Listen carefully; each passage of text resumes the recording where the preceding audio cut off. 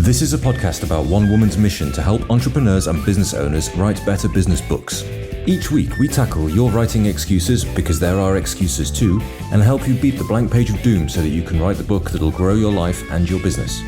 Now here's your host, Vicky Fraser. Hello and welcome to the 1000 Authors Show. I'm Vicky Quinn Fraser. This is my husband, Joe. Hello. And we are joined today by Noodle. Hi, Noodle. Are you going to say hello to everyone? No, he's not. He's sitting right next to the microphone and he's got a big cuddle on and he's so handsome. He's a good boy. He is a good boy. There's been lots of good boys today. Yeah. Because, he wants to sit on me. Of course he does. No. Because this morning we took the tiny sheep for a walk up to their field. Yeah, through the village, crazy sheep people that we are. And they were very good boys. They're good lads. It was throwing it down with rain. Really are windy. In the throes of Storm Eunice. Yes. Which is following hot on the heels of Storm Dudley. Yeah. From earlier in this week. And yes, it's pretty gusty. We're expecting gusts up to 70 miles an hour, which is quite alarming. Yeah, we're likely to have a tree or two down in the woods, I would imagine. Yeah. But it's all good here so far. We are not going to get the worst of it. I think the southwest is getting the worst of it. Yeah. Apparently the wind is going to get funneled up the Bristol Channel, which sounds exciting. Mm. I am so obsessed with the weather. It's ridiculous. I've been giving Joe hourly updates, haven't I? And I've just really been ignoring the whole thing. Yeah. Because you paid enough attention for both of us. Yes, I get a bit fixated on the weather. Anyway, Joe, what are you reading at the moment? I'm reading Mistborn by Brandon Sanderson. So you may, dear listener, remember when I was reading the epic series, The Wheel of Time, which was started by one author, Robert Jordan. Well, he wrote most of it, didn't he? He wrote most of it, yes. He got the first 10 books in or something, but the last 3 were written by Brandon Sanderson because unfortunately Robert Jordan died. So Brandon Sanderson became a writer that I thought, yeah, that's cool. And I think Father Christmas brought me this book. He did. So I'm now reading Mistborn, which is very good. It's one of those books that's kind of so thick that it's a bit difficult to read. Yeah. Particularly when you're half asleep in bed. But it's a very good book. I like it. Cool. And I am reading The Wheel of Time, Book 1. And it's all right. It's not particularly well written, I've got to say. Yeah, but it doesn't really get going until you've read 4 or 5 of them. I'm not sure I've got that in me. Well, I really enjoyed the TV series. I'm looking forward to the next series of the TV series. See, I suspect the TV series might have kind of broken it for you because the TV series, it's really good. Yeah, but it was like The Wheel of Time on ADHD. And it was just like, right, we're going to do 3 books this episode. And it's just like, oh, right, okay. Was that 3 books, was it? Well, no, but they were smashing an awful lot of stuff together. Wow. And I can understand because, nobody's really got time for 12 seasons of not very much happening. No. But yeah, I kind of felt a bit. I don't mind world building and stuff. I think world building is great. And, I have read a lot of epic fantasy where there's a lot of world building. I just don't think this particular book is very well written and it's struggling. I'm based on it, I'm not sure I'm going to read the next one. Certainly not yet. So no. Once you finish this one, they do. You have to start. There's a bit of a lull about book 6, which the aficionados call the slog. The slog. Where you just kind of have to read a book because you're committed now. Well, no, I don't believe that. You don't have to. Dear listener, you do not ever have to finish reading a book if you hate it.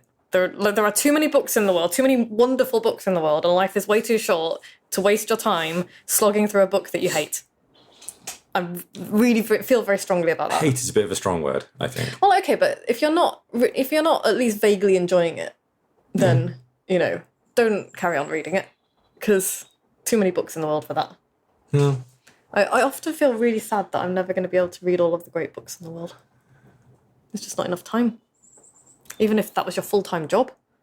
Well. Yeah. And that's without even all the mediocre ones. Fair. You don't have to read it. I mean, I will judge you if you bail out halfway through the season, though, the series. I don't really care if you judge me. Stop moving. I can't. Like, this is like the worst chair in the world to be doing podcasts on. It's a rickety wooden stool that creaks anytime I do so much as breathe. It sounds like a horror film. It's hilarious. It's ridiculous. So yeah, my non-fiction book is still Through the Language Glass by Guy Deutscher. See, I don't think you're enjoying that. No, I am. It's just, I am really enjoying it. It's just that I'm also playing The Elder Scrolls Oblivion, which is getting in the way, frankly. So reading that, but I'm also reading... I'm also about to start reading How to Live by Elizabeth Bakewell, and it's all about Montaigne's essays. Okay. And that's for my MA.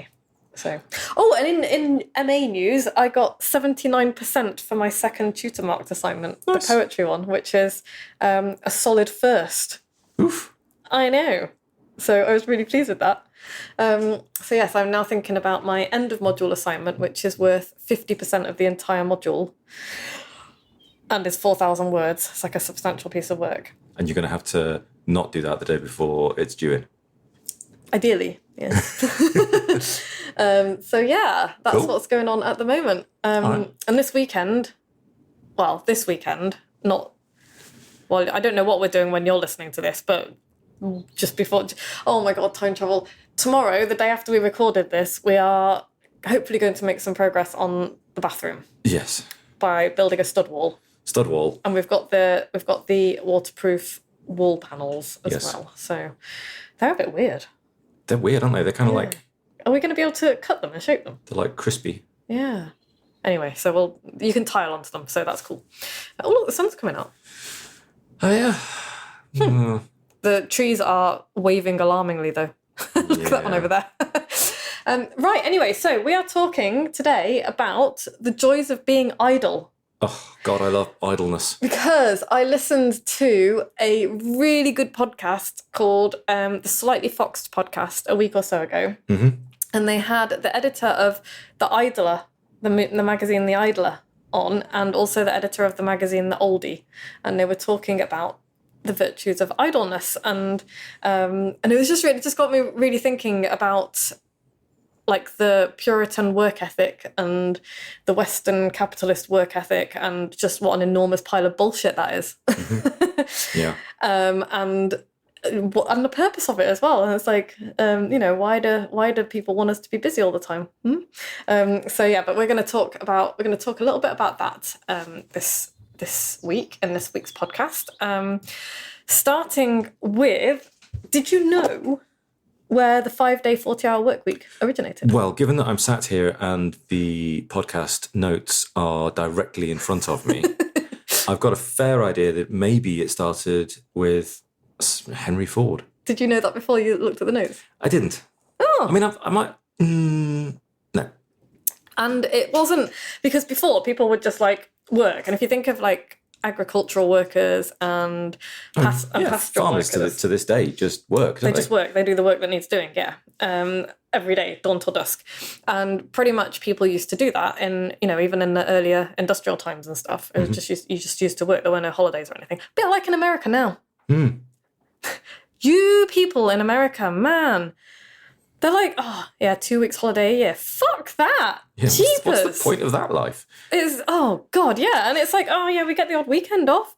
People in America, you need to have a workers' revolution and fuck that shit up. Because that's bullshit. If you come to Europe and be like, 2 weeks holiday, no mate, you are never going to get a Brit or a European to work in a job where you get 2 weeks annual leave, paid annual leave. That is, and their paid parental leave is horrific as well, non-existent, I should really say. Well, it's part of the American dream, isn't it? It's like work hard, do well, make money. The myth of the meritocracy. The whole kind of. Yeah, it is that, bootstraps and all that business. But it's interesting though, because literally all of the evidence shows that that's just not what happens. Yeah. It's literally all of the evidence. Yeah, it's just a good story, isn't it? It's a good story they tell the workers. But I mean, that all comes back to the Puritan work ethic as well, and you can trace that back to the Puritans, I guess. But there's that idea that if you work hard, you will get what you want, and it's like, well, no, I don't know many people who work harder than nurses. I had a discussion I made a comment on a thing on Reddit the other day, and somebody was basically doing do you think people who work hard make more money? And I think it was in a kind of... That's too nuanced a question for a yes or no answer. And I think the answer, it depends on how you define hard work. If you define hard work as, picking up heavy things and moving stuff around and digging holes in the road and sweating from 6 o'clock in the morning till 6 o'clock at night, if that's your definition of hard work, then no, they don't get paid enough. But a lot of the people who do that work wouldn't consider that hard work. But if you got them to sit in front of a computer all day and write articles, absolutely, they would consider that hard work. If you consider hard work to be that work which a smaller proportion of the population can do, if that's hard work, you're saying it's difficult work rather than physically hard labour, then people who do things that a small percentage of the population can do get paid more. Sometimes. Usually. Yeah. But I mean... but most people don't see it that way because most people don't think in that much of a nuanced manner. But they equate hard work with working as hard as you can for as long as you can. It's like, and then retiring at 65 and then dying 5 years later because that's what we have been conditioned to do.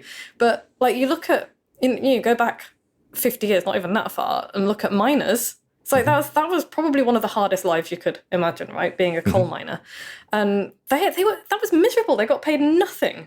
Yes. And then they would often die on the job. And if they didn't die on the job, they died very soon after they stopped it. From various cancers and horrible, things and just being worn out. And it's just, I don't know, there's just this, and it's all tied into this myth of the meritocracy as well. It's like, if you work hard, you will do better. That's simply not true, depending on your definition of hard work. But most people's definition of hard work is like the coal minery type hard work, or the equivalent thereof. And that if you are really good at what you do, you will do better. And the world as it is simply shows you that is not the case. Yeah. It's just not the case. And that myth is sold to us over and over and over again by the ruling classes and by people who want you to buy their latest, buy this thing with this one weird trick and you will make, 6 figures. And it's very frustrating. And so anyway, circling eventually back to Henry Ford and the 5-hour 40-day work week, that didn't come about because he... 5-hour 40-day work week? Is that what I said? Yes. I was like, that sounds tough. It does. The 5-day 40-hour work week. But yeah, he didn't introduce that through any sense of niceness. Henry Ford was an absolute shit if you look into who he was and what he did. And he got the job done. He did get that particular job done. But the reason that he gave his workers the weekend off was because he did a load of productivity research and testing. And the amount of increased productivity from doing 2 extra days work a week was negligible. Mm-hmm. And so he was like, well, it's simply not worth having people do 7-day work weeks. And that's why it wasn't anything to do with, I'm going to be nice to my workers. It was like, how much money can I extract from these people? Yeah. That was literally all it was about. And that pretty much sums up. But that works better for the population than a 7-day, 90-hour work week. Of course it does. But that wasn't his motivation. And that's not the motivation of most big capitalist corporations now. Is not what's best for the population. It's like, how much money can we extract from literally everybody to give to our shareholders? And it's just bullshit. It's just I mean, I have a massive problem with all of it. Like, okay, here is a good example from topical example.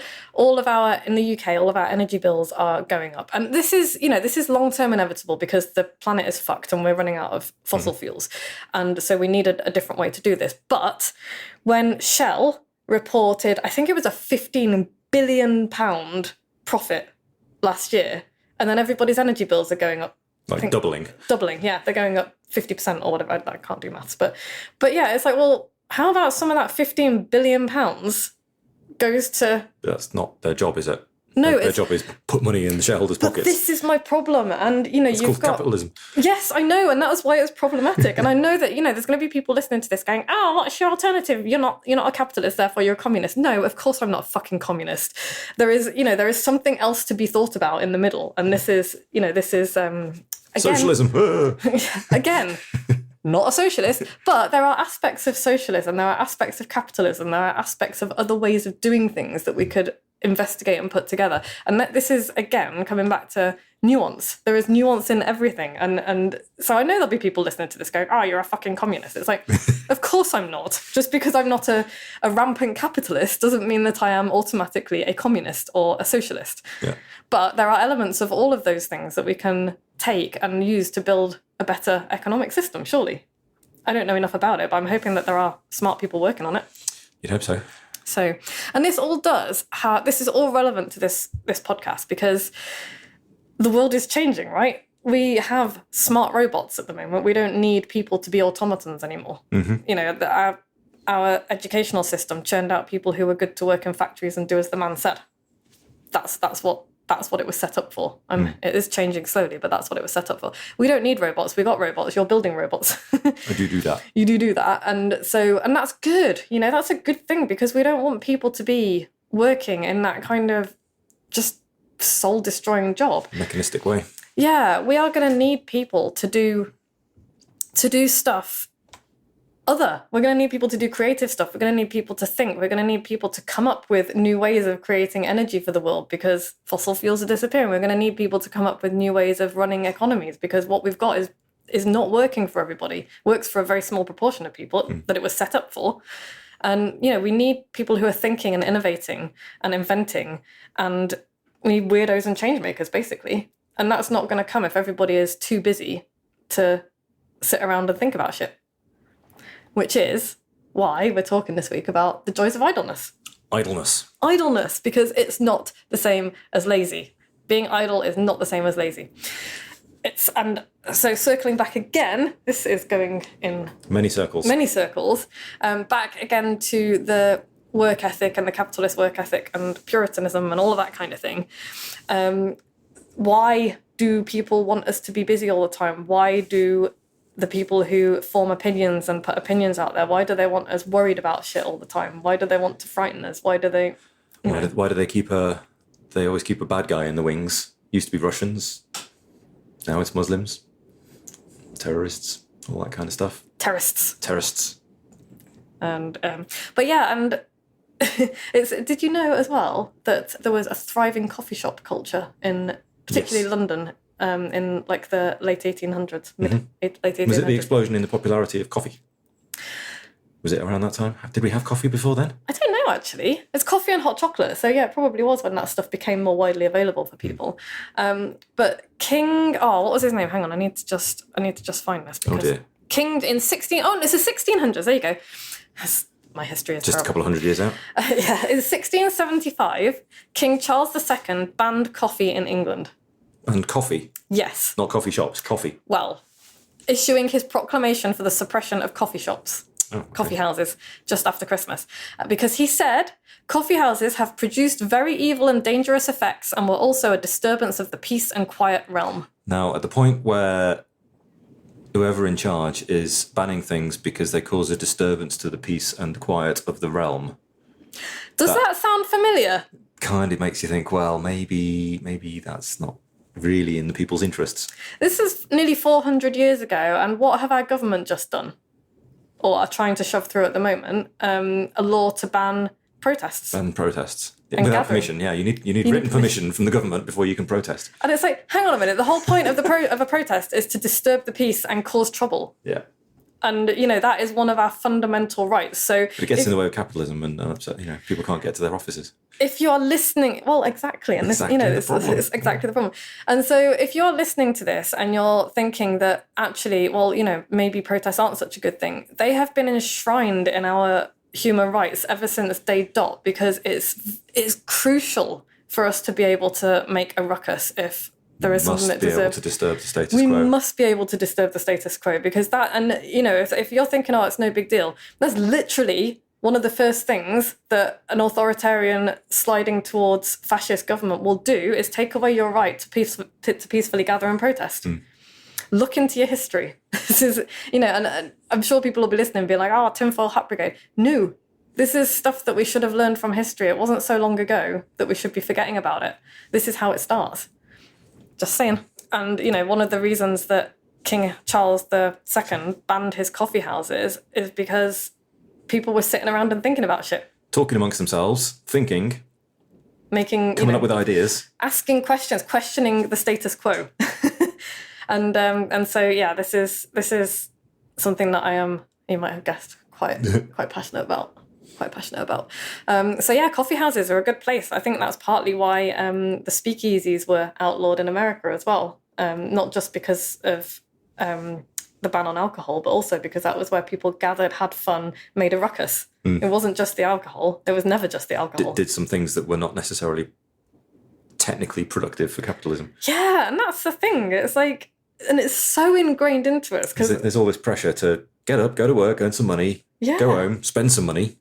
Yes. Buy some cars and houses and upgrade your telly and all that kind of stuff. And then keep buying stuff and work. And I like stuff. I like nice stuff. Stuff is nice. I like nice stuff, but I don't want to feel pressure to buy stuff that I don't want, need, or like all of the damn time.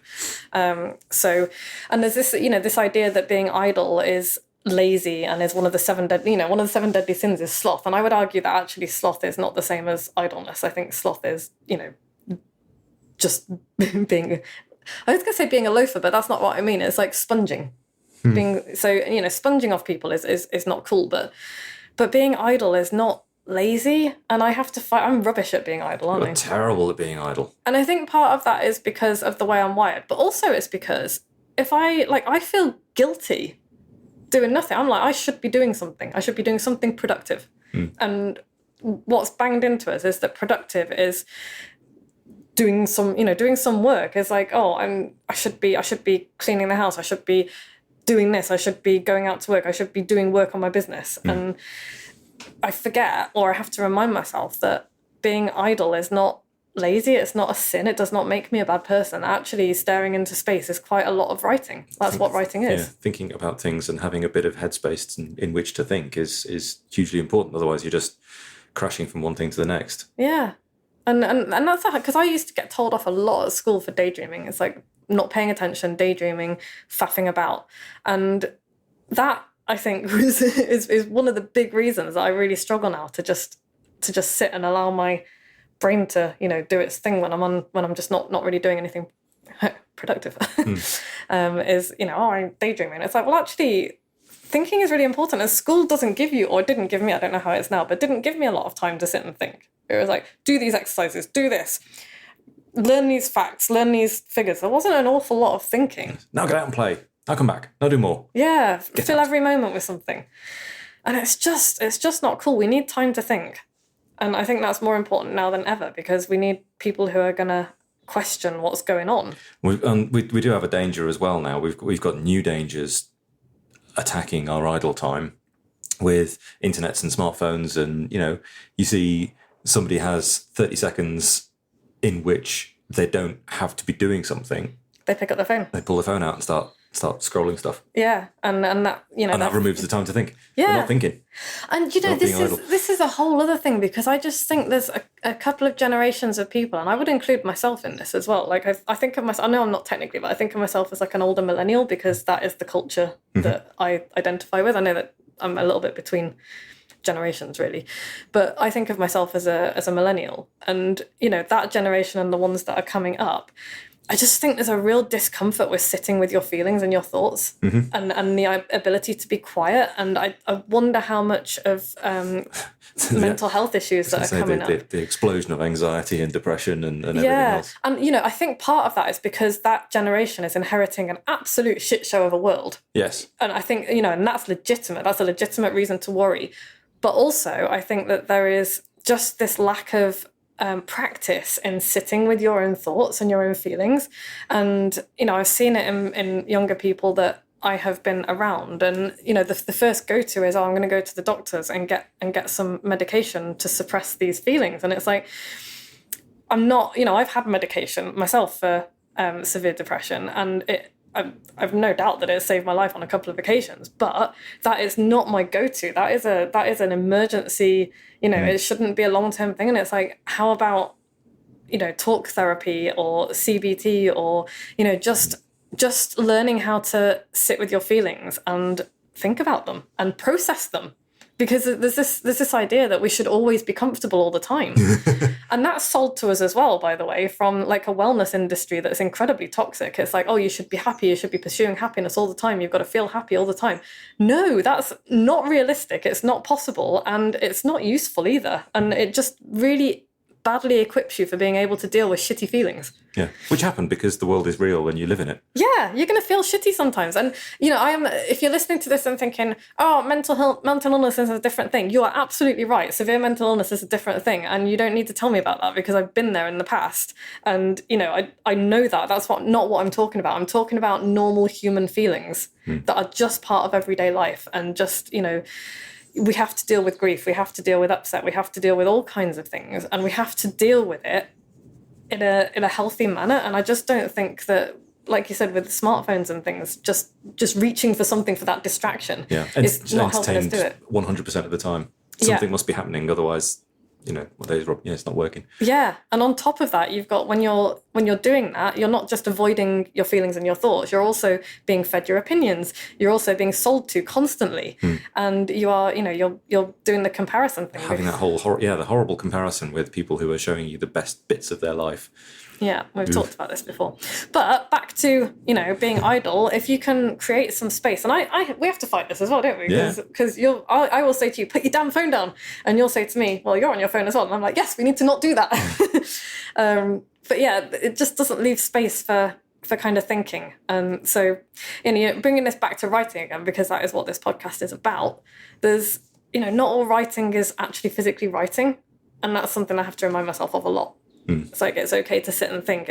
And also have conversations and read stuff and learn stuff and watch people and listen to people is just really, really important, because you can't write, you can't put out work if you're not inputting, you know, experiences. And I think that's very, very important. So, yeah.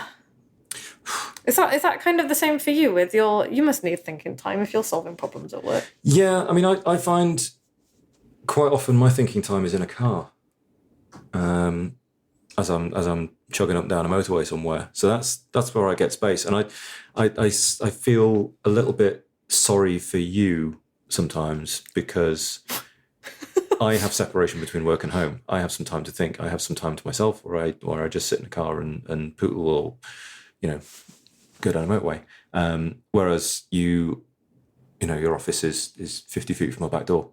Oh, it's much better than when it used to be in the house. Yeah. But there's not much separation. You don't get much time to yourself to just be. I do now. Kind of enforced nothingness like I get in a car. That's true. But I do now, because I go for my run every morning, and that is space to think. And then I do my yoga afterwards, and that is space to think. And I do at lunchtime. I try to spend at least half an hour pottering around, you know, sorting out the chickens and the sheep and stuff, and not really thinking about much at all. So I do have those, but yeah, I get what you're saying. Yeah, I get what you're saying. Okay, so yeah, the world does not need human robots. It needs thinkers and innovators and weirdos and change makers, and we can't do that if we don't have space to be idle. So, and also, it's good for us to rest. Yes, resting is legitimately okay. Yeah, and I had that written down, and I don't know what I had it written on, stuck on my wall, and I've lost it. It's probably fallen off. But I had it like, resting, it's okay to rest. It's like, I will repeat that to myself if I'm sitting down. It is okay to rest. Not even okay, it's good to rest. So, what's the takeaway, Joe? Make space to be idle. Find some mechanism, you know, don't just make it another thing that you have to do, otherwise you feel bad about yourself because you're rushing from one thing to the next. And I'm looking at you here, Vicky. It's just the way I live my life, man. But yeah, make space to be idle, and then do it. Be idle. And if you're in any doubt, Oscar Wilde was a big fan of idleness, and I'm a massive fan of Oscar Wilde, have been since I was 13 years old. And a couple of quotes from Oscar Wilde. The condition of perfection is idleness. The aim of perfection is youth. That's a different argument for another day, because in a culture obsessed with youth. But the condition of perfection is idleness. Nice. And then he's got another quote on idleness as well, which harps back to what we were talking about with, you know, why do people want us to keep busy all the time? Each class preaches the importance of those virtues it need not exercise. So the rich harp on the value of thrift. They don't want us to have money to spend. And the idle grow eloquent over the dignity of labour. They want other people to do the hard work for them. So. Is that what you took from that? want other people to do work for them? No, I thought... Maybe. I think if you're idle, it's, you've got space to be like, oh, work is a good thing for other people to do.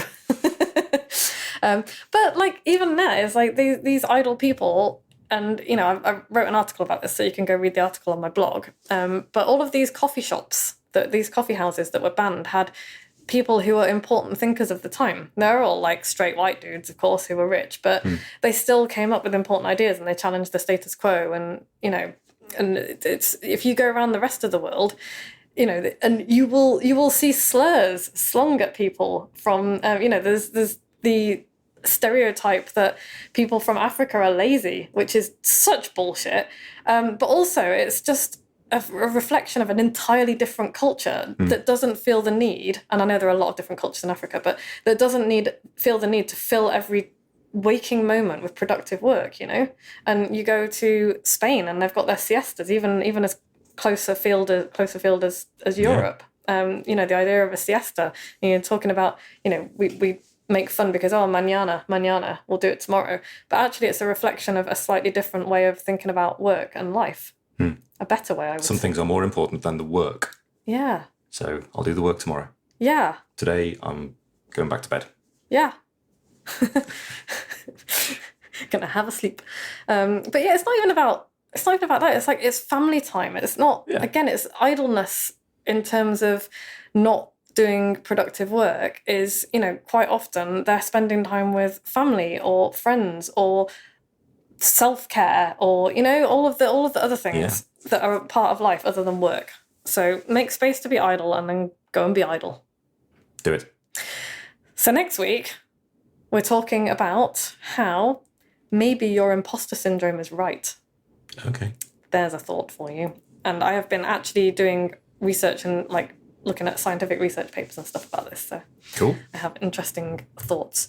And I don't know what my call to action is. So I was going to talk about Write Night, but that'll have happened by now. Okay, too late. But you can go and sign up for the next Write Night, which will be happening in April or May. Okay. If you go to moxiebooks.co.uk/Write Night. You can also get my free writing prompt calendar at moxiebooks.co.uk/calendar. If you like this podcast, what do they need to do? Rate us 5 stars. Where? iTunes. Everywhere. Yeah. Subscribe to us. Tell your friends. If you did not like this podcast, other podcasts are available. The door is just over there. Yes. Really good podcasts are available. And we'll be back same time next week. Lovely. Thanks very much, Joe Bear. No problem. Thanks, Noodle. He doesn't care. He does not care. And thank you to you, dear listener, because without you, we would just be screaming into the void. Thanks, Podfly, and thanks, Harriet. You're all awesome. Bye. Bye. Thanks for listening. You can find links and show notes on the website at moxiebooks.co.uk/podcast, where you can also sign up for the best daily emails in the multiverse and find loads of free resources to help you write your book. We'll be back the same time next week with more tales from the book writing trenches and the latest on what the tiny sheeps have been up to.